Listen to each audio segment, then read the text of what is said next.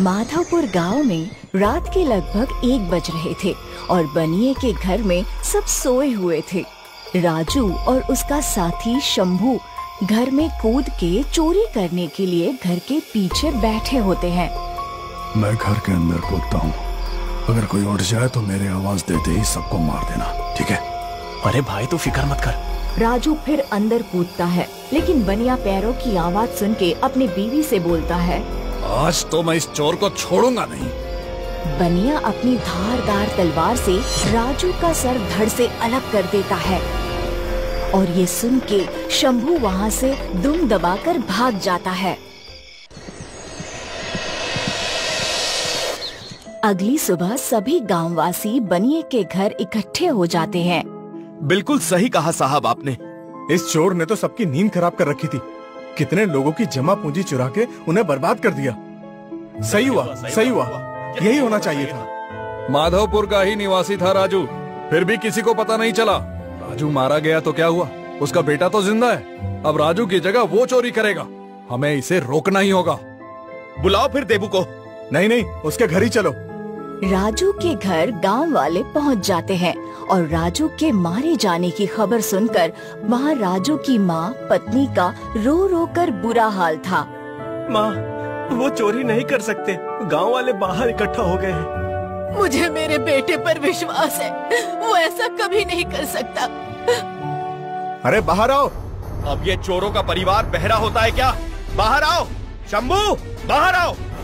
माँ, पिताजी सच में चोरी तो नहीं करते थे ना? नहीं नहीं नहीं, मैं इस बात के साथ नहीं जी पाऊंगी। माँ, गांव वालों को जवाब देना होगा, वो दरवाजा तोड़ने के लिए आ रहे हैं।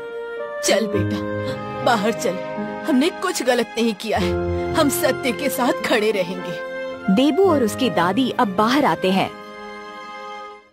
अंदर छुप के बैठने से तुमने सोचा तुम बच जाओगे? हरगिज नहीं। अरे चोरों का खानदान ऐसा ही होता है, मक्कार कहीं के। साहब जी माफ कीजिए, हमें चोरी की भनक भी नहीं थी। हमारे माथे पर तुम्हें बेवकूफ लिखा हुआ दिख रहा है क्या? राजू चोरी का सामान बेचकर उस पैसे से घर चलाता था और तुम्हें इतना भी नहीं पता कि राशन कहाँ से आ रहा है? साहब, ये आप क्या बोल रहे हैं? आप कृपया माँ से ऐसा ना कहें, हमें सच में कुछ नहीं पता। अरे बताओ बताओ, चोरी का पैसा कहाँ है? अरे इनका चोरों का खानदान है, अब पकड़े गए तो इनकी जुबान पे ताला लग चुका। चलो वापस चलते हैं। महीना भर बीत जाता है, दाल चावल अनाज राशन सब खत्म हो जाता है। पोते और दादी की हालत बद से बदतर हो जाती है। देबू काम ढूंढ ढूंढ कर थक जाता है, लेकिन सब उसे चोर का बेटा कहकर भगा देते हैं। हे भगवान, दया करो, मुझे काम दिला दो। माँ की तबीयत बहुत खराब है। कल ही माँ ने कहा था कि पंसारी की किराने की दुकान में हाथ बटाने वाली की जरूरत है, पहले वहाँ जाता हूँ।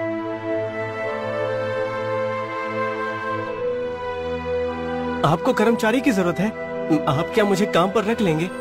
वहीं अचानक रमेश आ जाता है। अरे पंसारी, तुझे पता नहीं है कौन है? ये उस चोर राजू का बेटा है, जिसे बनिया जी ने चोरी करते वक्त पकड़ के मौत के घाट उतार दिया था। नारायण नारायण नारायण नारायण, चोर का बेटा। हे ईश्वर, अच्छा हुआ रमेश तू सही समय पर आ गया, नहीं तो अभी पूरी दुकान साफ हो जाती। आप सब लोग ऐसा क्यों कर रहे हैं? मेरा बाप चोरी करता था, मैं तो नहीं।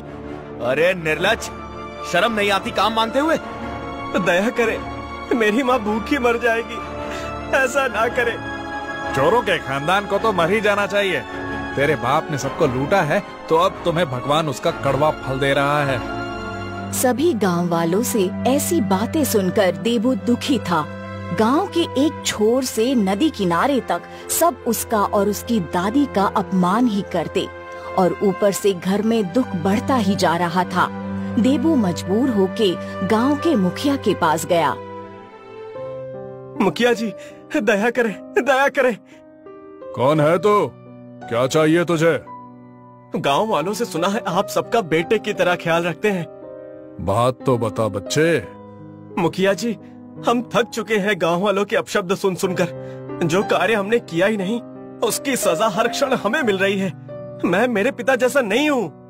हाँ, बेटा समाज ऐसा ही होता है। कोई विश्वास करे ना करे, लेकिन तेरा चेहरा बता रहा है कि तू सच बोल रहा है।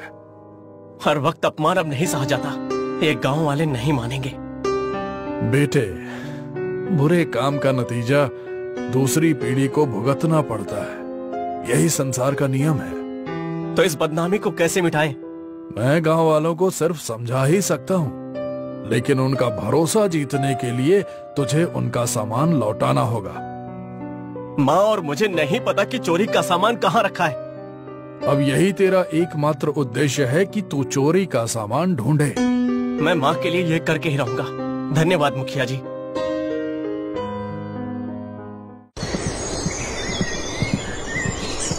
अगली सुबह देबू माँ को मुखिया की हर बात विस्तार से बताता है। तेरे पिताजी रात तक नहीं लौटते थे। मैंने कभी नहीं सोचा कि वो चोरी जैसा घटिया काम भी करते हैं। मैं भी नहीं समझ पाया कि बचपन से आज तक पिताजी ने मुझे चोरी के रुपयों से पाला।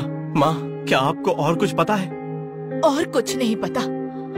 हाँ, याद आया, तेरे पिताजी का एक साथी था। साथी? वो कहाँ रहते हैं और कौन है वो? वो शायद नदी किनारे रहते हैं, लेकिन नाम नहीं पता। नदी किनारे? मैं उन्हें पहचानूंगा कैसे? अरे, उसको पहचानना बड़ा आसान है। उसके एक हाथ नहीं है। शायद उन्हें चोरी के माल की जगह पता होगी। उनसे माल निकलवाकर हम इस तरह गांव वालों का भरोसा जीत सकते हैं। देबू रात को नदी किनारे शंभू को ढूंढने जाता है।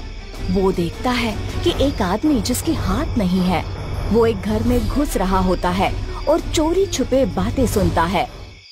अजी, राशन खत्म होने को आया है। अब क्या करूं, तुम ही बताओ। अरे, आपने जो पैसा छुपाया है वो ले आइए, उससे घर काफी दिन चल जाएगा। अरे, राजू को मरे कुछ ही दिन हुए हैं। गांव वाले हमें चैन से जीने नहीं देंगे। काफी गुस्सा है वो। क्या गांव वालों को तुम्हारा नाम पता है? नहीं ना? नहीं तो हमला करने नहीं आ जाते। गांव वालों ने तो देबू और उसकी दादी का जीना हराम कर दिया है, जैसे उन्हें चोरी के माल के बारे में पता हो। अच्छा जी, फिर तो सिर्फ हमें ही पता है कि सामान कहाँ है। मेरी अर्धांगिनी, जी हाँ, अब उस सामान पे सिर्फ हमारा ही हक है। इसीलिए कहते हैं, सांप भी मर गया और लाठी भी नहीं टूटी। अब सिर्फ मुझे शंभू पर नजर रखनी होगी। देबू छुप छुप कर अब शंभू पर नजर रखने लगा। कुछ दिन ऐसे ही बीत गए। एक दिन देबू काम से लौटते हुए देखता है कि शंभू चादर ओढ़कर बाहर निकलता है। लगता है आ गया ऊंट पहाड़ के नीचे।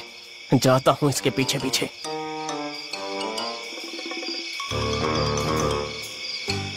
इस पीपल के पेड़ के नीचे ही सारा काला धन रखा है। अरे शंभू, कैसे हो? अब कौन हो तुम? मुझे नहीं पहचाना? उसी राजू का बेटा जिसके साथ तुम ये पाप का काम करते थे। मैं किसी राजू को नहीं जानता। भाग यहाँ से, चल भाग यहाँ से।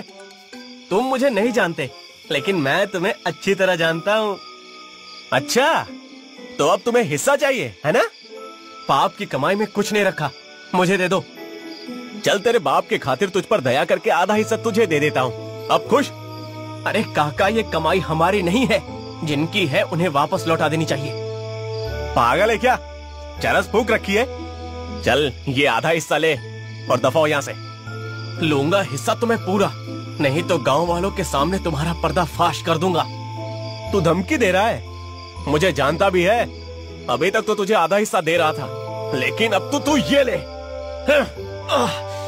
तू मेरी संपत्ति लेगा, यही गाड़ दूंगा, समझे? खबरदार, तुम्हारे पैर काट दूंगा अगर आगे बढ़े तो। बच्चे, तेरी इतनी हिम्मत तो शंभू चोर को आंख दिखाएगा? तुझे तो मैं छोड़। तुम्हारे और पिताजी की वजह से मेरी और मेरी माँ की जिंदगी बर्बाद हो गई, लेकिन अब और नहीं। छोड़ दे मुझे। छोड़ूंगा तो नहीं। चलो मुखिया जी के पास और अपना गुनाह कबूल करो। देबू ने अब शंभू को मुखिया जी को सौंप दिया और चोरी चकारी का सारा सामान गांव वालों में बांट दिया। गांव वाले अब अपना सामान वापस पाकर खुश थे और उनका विश्वास देबू के प्रति कायम हो गया। देखा गांव वालों, राजू की चोरी में उसके परिवार का बिल्कुल हाथ नहीं था। उस राजू की वजह से भले ही तुम्हारा सामान चोरी हुआ, लेकिन उसी के बेटे ने सामान वापस भी दिलाया। मुखिया जी, मैंने कभी नहीं सोचा था कि मेरे जेवर मुझे वापस मिलेंगे। मेरे चांदी का कड़ा भी मुझे वापस मिलेगा, ये तो मैंने कभी सोचा ही नहीं था। तो बताओ देवू, तुम्हें क्या चाहिए? बस मैं अपनी दादी का सम्मान वापस पाना चाहता हूँ। चोरी के खानदान नाम के कलंक को हटाना चाहता हूँ। गांव में इज्जत से जिंदगी गुजारना चाहता हूँ। रो मत देवू, तू सच्चा है और ये सबको पता चल गया है। धन्यवाद मुखिया जी, आपकी वजह से हमारी इज्जत लौट आई।